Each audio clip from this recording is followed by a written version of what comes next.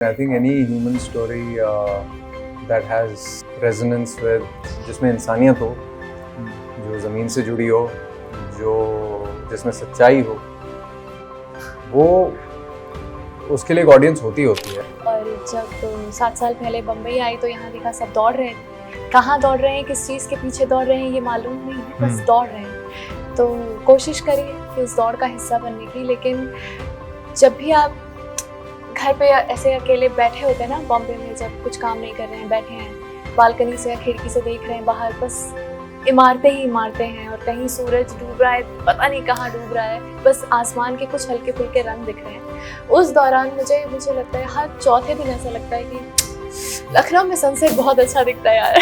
आगे बढ़ने का मतलब ये नहीं कि अपने लोगों को पीछे छोड़कर आगे बढ़ो, अपने लोगों को साथ लेकर भी आगे बढ़ा जाता है। तो वही हम मैसेज देना चाहते थे, समझाना चाहते थे। और जैसा आप जेनजी वाला सवाल पूछ रहे थे, मुझे लगता है जेनजी से ज़्यादा अपनी जड़ों से कोई और कटा नहीं है।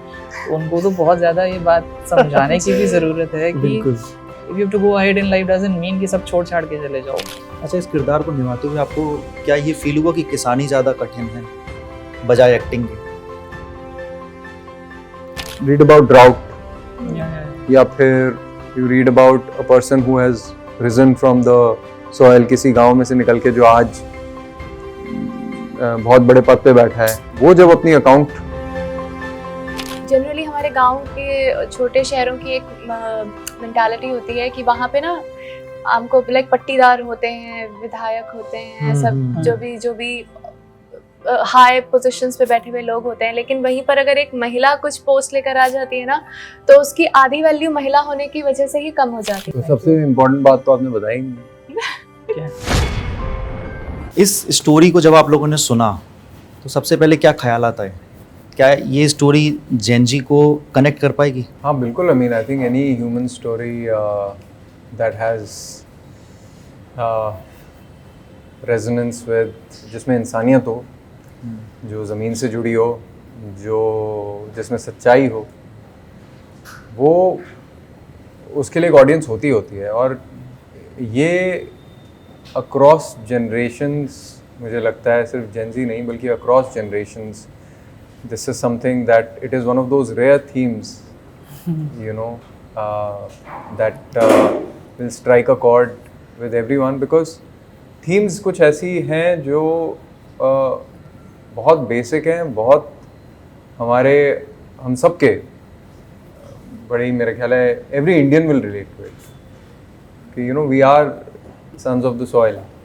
अब किसी अमीर से अमीर या किसी आदमी को जो अभी नया माइग्रेट हुआ है बड़े शहर में, आप उससे बात करेंगे तो एक जो रूरल कनेक्ट, जैसे मैं कभी I am a third generation, I have never had any connection with, direct connection with you know my home town, जहाँ से मैं हूँ।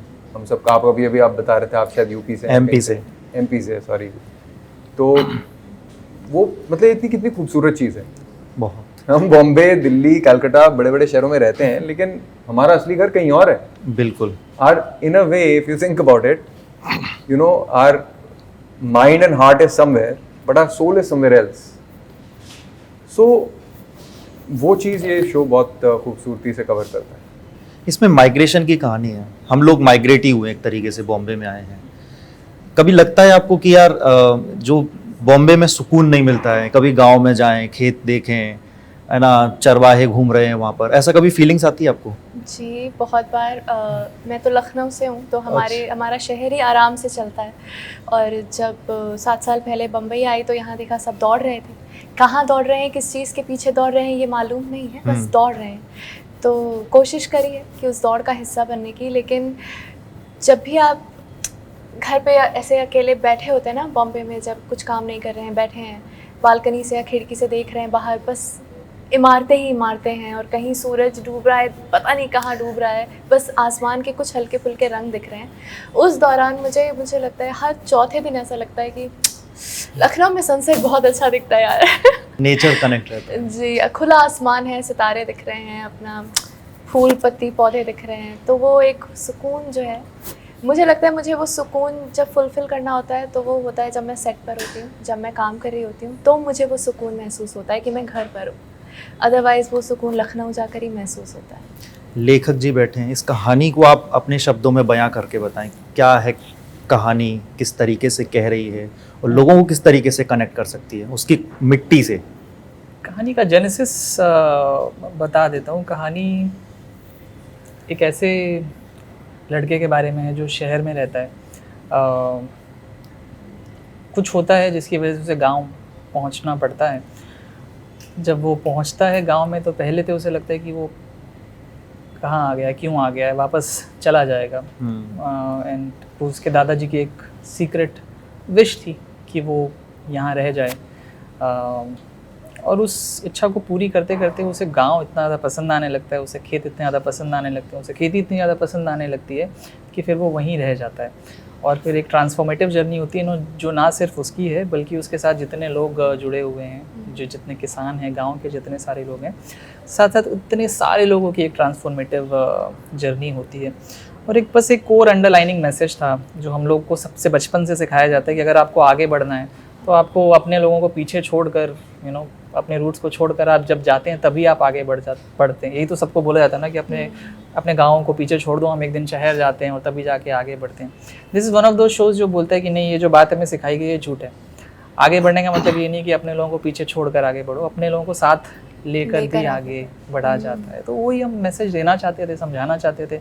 और जैसा आप जेनजी वाला सवाल पूछ रहे थे, मुझे लगता है जेनजी से ज़्यादा अपनी जड़ों से कोई और कटा नहीं है, तो उनको तो बहुत ज़्यादा ये बात समझाने की भी ज़रूरत है कि if you have to go ahead in life doesn't mean कि सब छोड़ छाड़ के चले जाओ। हो सकता है आप उनके साथ रहकर भी आगे बढ़ सकते हैं। जैसे एक शो आता था मालगुडी डेज, अगर बिल्कुल, आपने देखा हो तो बहुत। हमने वो ज़माना नहीं जी। देखा था जब हम छोटे थे, मगर वो शो देखकर ऐसा लगता था कि वाह ऐसी भी दुनिया थी।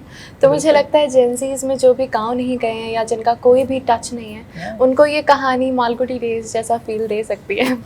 इवन आपको याद हो गोदान, जी, मुझे एक बहुत बहुत पसंद खूबसूरत है। सीरियल जी, था जी। जो गांव से कनेक्ट करता था। एक और सवाल, क्या ये असलियत भरी आपको एक कहानी नहीं लग रही? क्योंकि ऐसी कई सारी ऐसी कहानी आती हैं जो युवा बड़े बड़े शहरों को छोड़ के, मल्टीनेशनल कंपनीज को छोड़ करके गांव में गए हैं। किसी ने एलोवेरा की खेती की है, किसी ने कुछ और, वो अच्छा खासा उन्होंने पैसा कमाया है। हाँ, तो क्या ये कोई रियल बेस्ड स्टोरी है? ये सिर्फ और सिर्फ रियल कहानियों पर ही आधारित कहानी है। और ऐसी कि जब आप देखना शुरू करेंगे तो आप इसी विश्वास के साथ शुरू करेंगे कि अरे यार ऐसा होता थोड़ी है, ये तो बॉम्बे में अपने घरों में बैठ के इन लोगों ने लिख दिया क्योंकि उन्होंने कभी खुद खेती न देखी है न की है।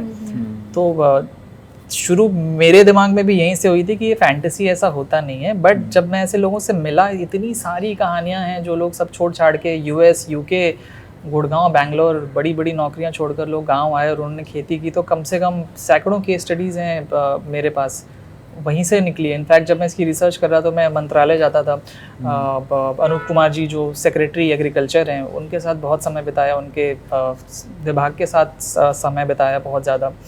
फ़िलहाल अभी तो जस्ट रिटायर हुए हैं, शो जब बन गया अभी 2 महीने पहले रिटायर हुए हैं। बट उनके साथ ऐसे बहुत लोगों के बारे में जानने को मिलता था। आप यकीन नहीं करेंगे, उनकी टीम में बहुत सारे ऐसे IAS ऑफिसर हैं जो शहरों में रहे, फिर हार्वर्ड गए, पढ़ के आए UPSC निकालने के बाद, फिर वापस आकर अभी एग्रीकल्चर को एम्पावर करने की कोशिश कर रहे हैं। तो इतने सारे लोगों के साथ सिर्फ और सिर्फ हकीकत वाली जो रियल लाइफ स्टोरीज़ हैं वो जानने का मौका मिला। और ये भी जानने का मौका मिला कि गवर्नमेंट एक्चुअली कितनी सारी स्कीम है जो सपोर्ट भी कर रही है लोगों को।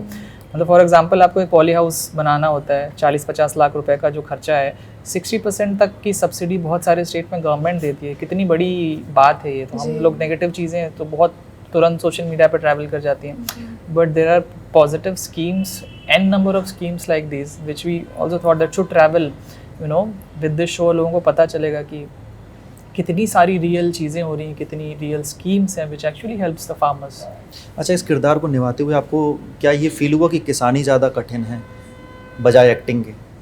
किसानी ज़्यादा कठिन तो कुछ भी नहीं है। Acting has its own challenges, but मेरे ख्याल है जिसका एक स्किल सेट होता है,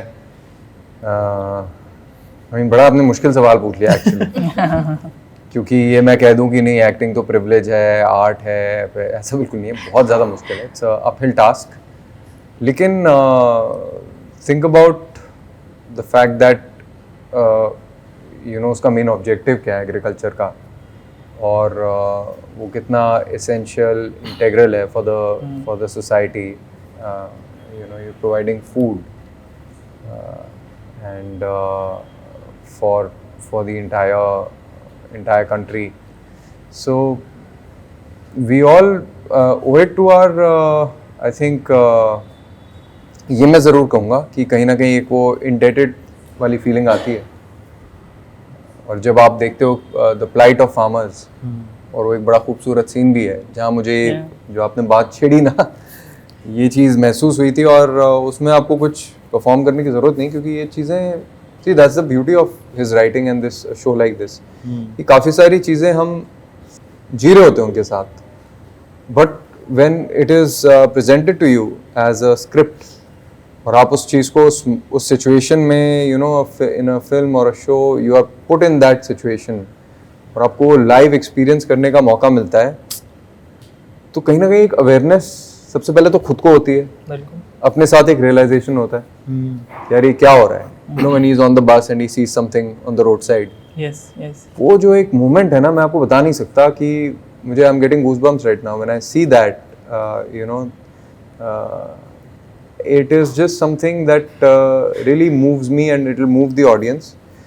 तो कहीं ना कहीं मुझे लगता है वो आपका सवाल का जवाब भी उसमें है, और I have to say that we owe it to our farmers that as a society we need to make sure that they are well taken care of, enough उनकी सर्विस के लिए be grateful, be aware more than anything else. आप चाहे कुछ कर पाओ ना कर पाओ, आपकी एक सोच तो सही होनी चाहिए उस इंटायर कम्युनिटी के बारे में, एक रिस्पेक्ट होनी चाहिए.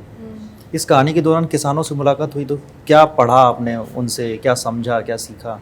सबसे बड़े किसान तो ये बैठे इनसे हुई थी मुलाकात. ये तो हमारी लेखक हैं बहुत बेहतरीन. काफ़ी सारी किताबें पढ़ी थी, काफ़ी सारे वीडियोस देखे थे, काफ़ी सारा जो YouTube ऑनलाइन पे बहुत ज़्यादा हमें मिला actually. It's a beautiful book on lot of great literature है, बहुत कुछ है, कितनी सारी टेक्निक्स हैं बाहर, बहुत सारे लोगों के अकाउंट्स हैं, एक इमोशनल अकाउंट जो आर्टिकल्स और किताबों के ज़रिए मैं ऐसे स्पेसिफिक में जाए बिना बता सकता हूँ.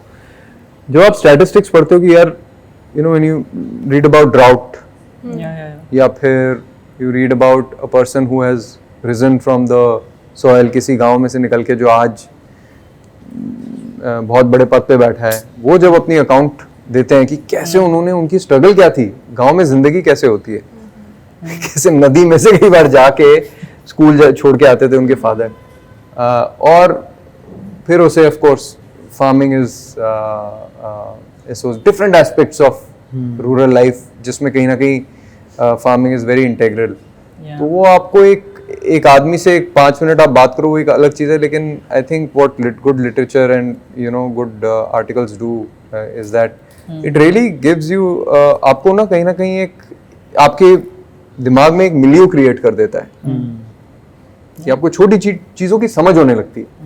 सो वो मेरे लिए बड़ा ज़रूरी था इस शो के लिए, वो समझ बनानी.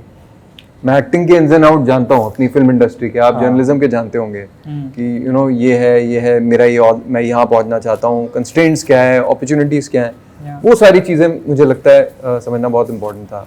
So it was one hell of an experience learning about all of that, और उस अवेयरनेस के साथ सेट पे जाना एक कहीं ना कहीं एक एम्पावर्ड फील कराता है आपको. इस कहानी में आपका किरदार क्या कहता है? जी मैं कृतिका का किरदार निभा रही हूँ, जो कि एक कृषि अधिकारी है, और मैंने ऐसा किरदार पहले निभाया नहीं, तो ये मेरे लिए एक नई उभरती हुई अपॉर्चुनिटी है.